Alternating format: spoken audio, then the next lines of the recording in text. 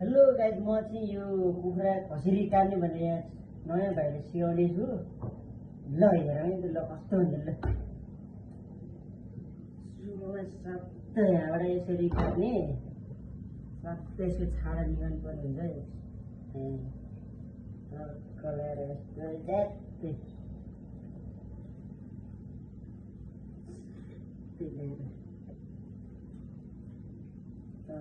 यसको निकाल्नु बिस्तारै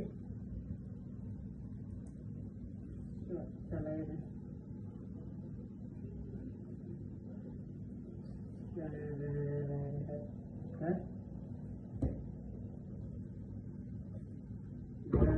छाला निस्क्यो, छाला निस्क्यो।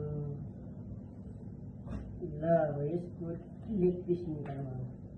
यहाँबाट सबै यहाँ मासु नछोडिकन टक्क लगाएर स्यात्तै डाल्नु। स्यात्तै ल्याएर स्यात्तै हाल्नु। अब यसको मुन्स निकाल्नु, छाती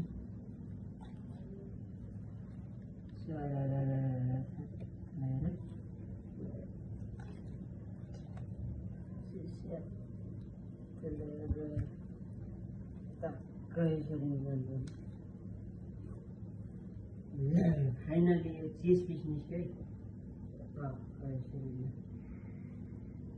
ल अब यसको